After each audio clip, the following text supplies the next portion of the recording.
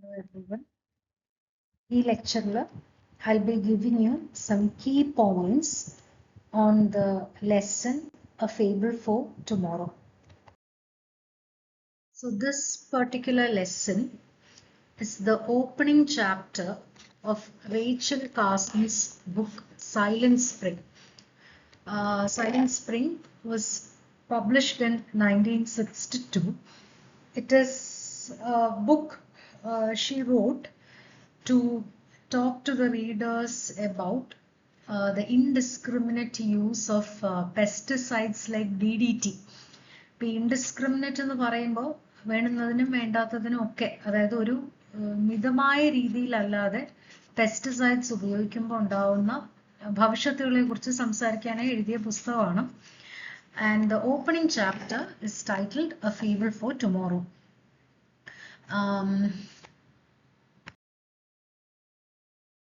So even though the book is non-fiction, ഈ ഒരു chapter opening chapter ഒരു കഥയുടെ രൂപത്തിലാണ് കാസൻ എഴുതിയിരിക്കുന്നത്. അതായത് she doesn't go directly into the scientific facts, മറിച്ചൊരു കഥ പറയുന്ന രീതിയിലാണ്, ഒരു കഥയായിട്ടാണ് ഓപ്പണിംഗ് ചാപ്റ്റർ എഴുതിയിരിക്കുന്നത്. അല്ലാതെ ഹാർഡ് സയൻസിലേക്ക് ആദ്യമേ പോകുന്നില്ല. And the setting of the story or the fable, ഈ ഫേബിൾ എന്ന് പറയുന്നത് നമ്മുടെ പഞ്ചതന്ത്ര കഥകളും ഈസോപ്സ് ഫേബിൾസും ഒക്കെ നിങ്ങൾക്ക് ഫെമിലിയർ ആയിരിക്കും. It is A story which has A message at the end of it. So ഈ പെർട്ടിക്കുലർ ഫേബിളിന്റെ സെറ്റിംഗ് എന്ന് പറയുന്നത് ഇറ്റ്സ് എൻ ഐഡിലിക് ടൗൺ. ഈ ഐഡിലിക് എന്നുള്ള വാക്ക് സാധാരണ നമ്മളൊരു റൂറൽ സെറ്റിങ്ങിനെ, വളരെ ഗ്രീൻ ആയിട്ടുള്ള വളരെ പീസ്ഫുൾ ആയിട്ടുള്ള ഒരു റൂറൽ സെറ്റിങ്ങിനെ describe ചെയ്യാൻ ഉപയോഗിക്കുന്ന വേർഡാണ്. So the word idyllic is used to describe a very pleasant, green and peaceful rural setting. A beautiful town in the heart of America. അപ്പോൾ ഈ ടൗണിനെ കുറിച്ചൊരു ലോങ് ഡിസ്ക്രിപ്ഷൻ വരുന്നുണ്ട്. So from an exam point of view the description is important. Here all living things, plants, animals, human beings, all living things exist in harmony. ഈ ടൗണിന്റെ ചുറ്റും നല്ല prosperous ആയിട്ടുള്ള farms, പാടങ്ങളാണ്, ഓർച്ചിഡ്സ് എന്ന് പറയുമ്പോൾ കൂടുതലും ഈ ഫ്രൂട്ട്സ് ഒക്കെ ഉണ്ടാവുന്ന സ്ഥലങ്ങളാണ്. And there are forest and streams. അപ്പോൾ ഈ ഫേബിളിൽ പറയുന്നത് നല്ല തെളിനീര് പോലത്തെ വെള്ളം ഒഴുകുന്ന നദികളാണ്. And you can see, because the water is so clear, you can see the fish swimming in the water. And the forest are lushly green and the farms are prosperous. അതായത് ഒരു എന്താ പറയുക, ഒരുപാട് പ്രൊഡക്ടിവിറ്റി ഉള്ള ഫാംസും ഓർച്ചിഡ്സും ആണ്. And the inhabitants of the town enjoy a healthy and peaceful life. And ഓരോ കാലഘട്ടത്തിലും, ഒരു കാലഘട്ടമല്ല, with every season the landscape changes in an attractive manner. സ്പ്രിങ്ങില് പൂക്കൾ കൊണ്ട് നിറഞ്ഞിരിക്കുന്ന ഓർച്ചിഡ്സും ഫോറസ്റ്റും, സമ്മറിൽ അതുപോലെ നല്ല ഗ്രീൻ ആയിട്ടുള്ള ഒരു അറ്റ്മോസ്ഫിയർ, വിന്ററിൽ എല്ലാം മഞ്ഞു മൂടിയ ഒരു കാലാവസ്ഥ. ബട്ട് ഇറ്റ് ഈസ് ഓരോ സീസൺ വരുമ്പോഴും the place looks so beautiful and the town appears to be a model of ecological balance and rural prosperity. ഒരേ സമയം എന്താ പറയുക, there is an ecological balance, എല്ലാം ഹാർമോണിയസ് ആയി കോഎക്സിസ്റ്റ് ചെയ്യുന്ന ഒരു സംവിധാനം. and at the same time there is prosperity. But into this idyllic setup, വളരെ പീസ്ഫുൾ ആയ പ്രോസ്പെറസ് ആയ ബ്യൂട്ടിഫുൾ ആയ ഗ്രീൻ ആയിട്ടുള്ള ഈ ഒരു ടൗണിലേക്ക്, ഐഡിലിക് ടൗണിലേക്ക്, the author says a mysterious blight arrives. A blight is a disease. ഒരു എന്താ പറയുക, ഐഡന്റിഫയബിൾ അല്ലാത്ത ഒരു രോഗം വരികയാണ്. And Carson uses the phrase shadow of death in order to describe this mysterious disease. അപ്പോൾ ഇത് ഈ അസുഖം ഒരു എല്ലാ ജീവജാലങ്ങളെയും എഫക്റ്റ് ചെയ്യുകയാണ്. ആനിമൽസ് ബിക്കം സിക്ക്. കാരണം എന്താണെന്ന് അറിയില്ല, പക്ഷെ ആനിമൽസ് ബിക്കം സിക്ക്. Chickens stop laying eggs. Birds disappear. Fish dye in streams. And life stock എന്ന് പറയുമ്പോൾ കന്നുകാലികൾ. Life stock suffer from mysterious illnesses. Trees and plants become diseased and fail to bloom, and the bees disappear. Bees disappearing is a very crucial thing in an ecology. Bee population disappear, what happens is pollination doesn't happen, and if pollination doesn't happen, plants cannot reproduce. So അങ്ങനെ മൊത്തത്തിൽ ഇക്കോസിസ്റ്റത്തിനെ ബാധിക്കുന്ന ഒരു mysterious blight, and as a result of this blight the landscape becomes barren and lifeless. And the author specifically focuses on the image of the silent spring.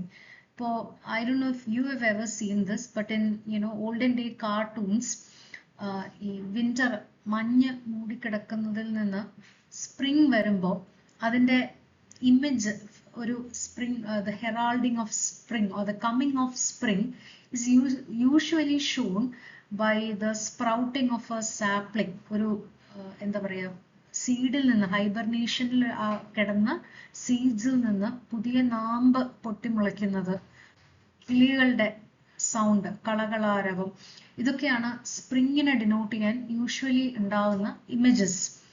But in this case, in this idyllic town where every season used to be beautiful, spring is now silent because there is no bird song.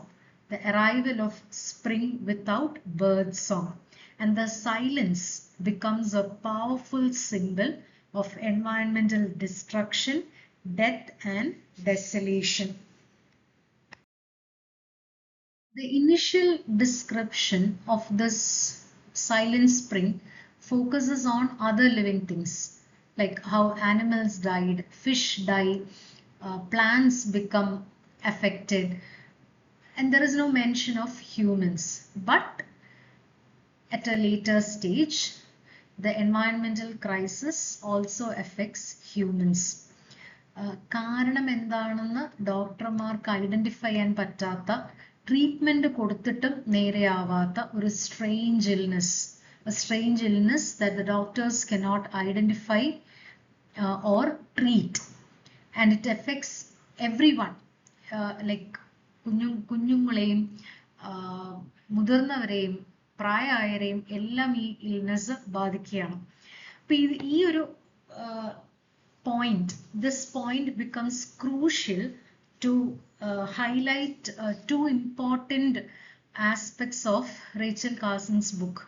ഒന്ന്, പ്രകൃതിയിലെ എല്ലാ ജീവജാലങ്ങളും interconnected ആണ്. All living things including humans are interconnected. So whatever happens to nature, രണ്ടാമത്തെ point അതാണ്, പ്രകൃതിക്കൊരു ദുരന്തം അല്ലെങ്കിൽ പ്രകൃതിക്കൊരു ഇംബാലൻസ് ഉണ്ടാകുകയാണെങ്കിൽ at one point or the other that affects humanity as well. Humanity cannot remain separate from nature. The destruction of the environment inevitably come back to haunt the humans as well. And finally, ഈ ഒരു ഫേബിളിന്റെ അവസാനം, the cause of the mysterious blight is revealed. അപ്പോൾ ഒരു moral of the story പോലെ, the cause is revealed in a suspenseful end. The catastrophe resulted from human actions.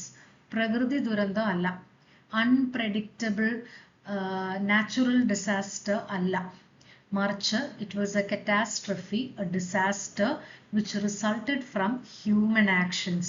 അപ്പൊ എന്തായിരുന്നു ആ human action? ഇത്രയും വലിയ ദുരന്തം വിതച്ച്, അതായത് എല്ലാ ജീവജാലങ്ങളെയും ഒരുപോലെ ബാധിച്ച Durandam. What was the disaster that affected all living things within that particular ecosystem? It was the widespread use of chemical pesticides and other toxic substances. It poisoned the land and water and thereby affected plants, animals, and ultimately humans. കാരണം എല്ലാ food ചെയിൻ്റെയും ഏറ്റവും അവസാനത്തെ കണ്ണി എന്ന് പറയുന്നത് humans ആണ്. So eventually what ever poisoned the land and the water affected the plants and animals who use this land and water, and then eventually through them, through the plants and the animals, it ended up in our body also. And the